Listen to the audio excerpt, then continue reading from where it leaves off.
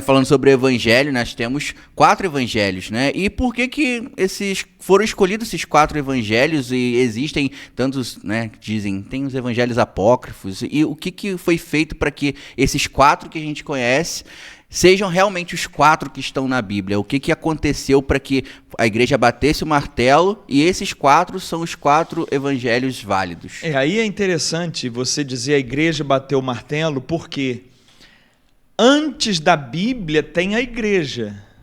Uhum. A gente tem que entender bem isso, porque com a reforma protestante, parece que tudo gira ao redor da Bíblia. E tudo tem que estar na Bíblia. Certo. Mas isso nunca foi a fé cristã. A fé cristã não é que tudo tem que estar na Bíblia. A fé cristã é que tudo tem que estar na igreja. Inclusive, a Bíblia só tem esse caráter de livro sagrado porque foi a igreja quem nos apresentou a Bíblia. Como os protestantes vieram depois da Bíblia já pronta, Sim. aí eles dizem que tudo tem que estar na Bíblia, mas isso é coisa de protestante. A Igreja Católica, como ela vem antes da Bíblia, a Bíblia é um ingrediente da igreja, não o contrário. Né? Não é a igreja que sai da Bíblia, é a Bíblia que sai da igreja. Então, quando começou a fé cristã, ou seja, o movimento de Jesus, que era até conhecido como caminho, era assim que eram chamados os cristãos, pertencentes ao caminho. Um nome legal, né? Bonito. Gostei. E aí, quando esse movimento chamado caminho começou, eles não tinham Bíblia. Eles não tinham material escrito. A boa nova, a boa notícia do Evangelho, ela era contada de boca em boca, de testemunho em testemunho. Não tinha nada escrito. Até que começam a escrever. Então tem textos bem antigos que relatam o que Jesus ia fazendo, mas assim, textos esporádicos, textos soltos. Até que o primeiro evangelista a escrever o evangelho mesmo vai ser Marcos. Ele é o primeiro a escrever. Depois, Mateus pega esse evangelho que Marcos deixou e praticamente copia o evangelho todinho. O evangelho de Mateus é uma cópia, como é que fala? É um plágio do evangelho de Marcos, com uma diferença. O evangelho de Mateus acrescentou coisas que Marcos não tinha. Então, acrescentou a infância de Jesus, acrescentou as bem-aventuranças, o sermão da montanha, e acrescentou algumas parábolas. Então, para você ter uma ideia, o evangelho de Marcos, que foi o primeiro, tem 16 capítulos, o de Mateus tem 28, 12 a mais. Então, Mateus acrescentou muita informação ali. Depois veio o evangelho de Lucas. Lucas, quando escreveu, ele era discípulo de Paulo. Lucas não conheceu Jesus pessoalmente. Marcos e Mateus, sim. Lucas, não. Lucas era discípulo de Paulo e Lucas vai escrever o evangelho dele, sabe para quê?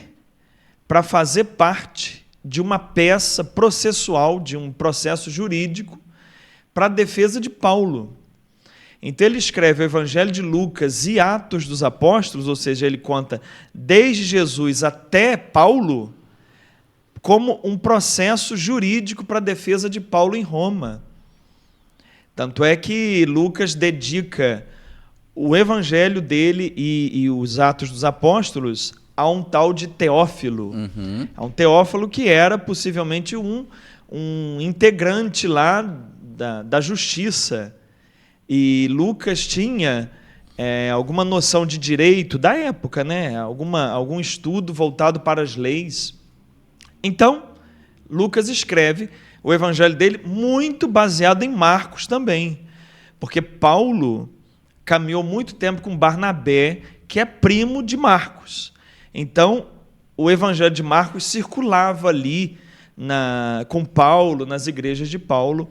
Inclusive, quando Paulo está preso, ele escreve para Timóteo pedindo: manda Marcos vir aqui, que eu quero falar com ele. Porque eles tinham brigado, né?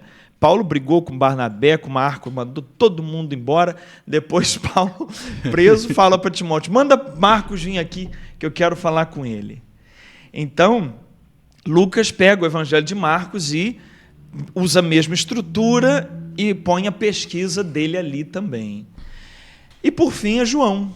João é o último a escrever o Evangelho. João já está bem idoso quando ele relata o Evangelho dele, que é um Evangelho bem diferente dos outros. Comentei até no podcast passado, que a estrutura do Evangelho de João é totalmente diferente dos outros evangelhos. Então a gente pode dizer o seguinte: Marcos escreveu um evangelho, Mateus e Lucas pegaram a estrutura que Marcos deixou.